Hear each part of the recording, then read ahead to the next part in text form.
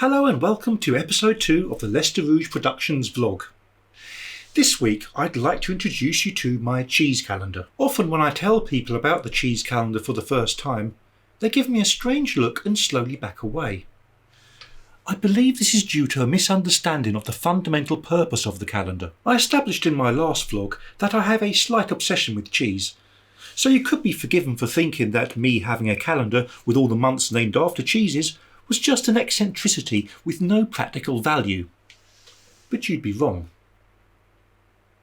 Well, half wrong. Let's take a trip back through time, way back to 1996. I was working in an office admin job at the time, and my boss had asked me to simplify a business plan for him. There was a spreadsheet full of projected sales figures for the year broken down into weeks, and he wanted it in months instead. Easy job. Just add together the figures for every 4 weeks and you've got months. Except there are 52 weeks in a year, and if you take a month as being 4 weeks, then you end up with 13 months. I was rather perplexed by this turn of events, as I'd been alive for 20 years at this point, and I recalled each of those years only having 12 months, so I assumed that was a general pattern. This prompted me to do some extensive calendar research. And whilst these days my normal definition of extensive research means checking Wikipedia and Google, this was 1996, so my only option was a trip to the library. Okay, that's a lie. I used Microsoft Encarta. There have been a variety of different kinds of calendar used around the world over the past few millennia, but these days the one used in the vast majority of countries is the Gregorian calendar. That's the one with January, February, March, etc. I'm not going to go into detail about how they came to be 12 months or why we have leap years.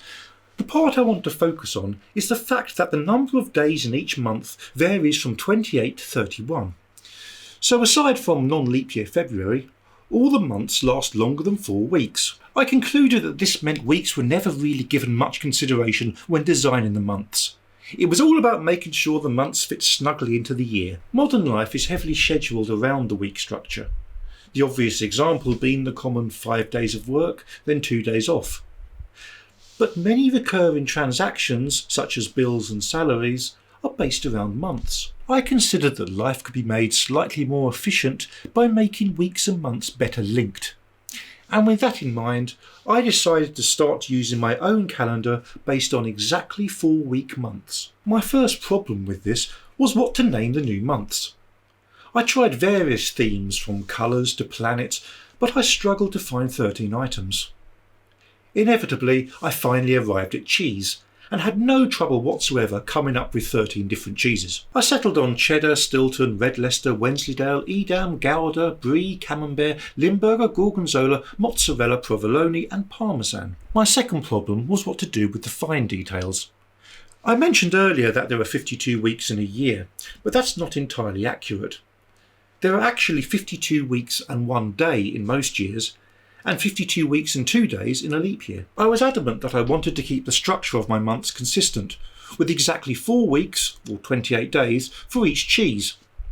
So my solution was to add extra days that existed independently of the months. Therefore, at the end of each year, after the 28th of Parmesan, but before the 1st of Cheddar, there's an extra date called Emmental Memorial Day. I named it that as I felt guilty missing out Emmental from the main calendar. And on leap years, there's an additional date in the middle of the year, in between the 14th and 15th of Brie, called the Festival of the Curdled Milk. I honestly didn't think I'd use the calendar for more than a year or two before I got bored with it. So I'm as surprised as anyone to be sitting here 24 years later explaining it in a vlog. I still use the Gregorian calendar alongside the cheese one, since so far I've been unable to convince the rest of the world to adopt my standard. But revolutions take time. Anyway, that's enough for this week. My next vlog is due to land on the 1st of Parmesan and should contain minimal cheese references. Thanks for watching.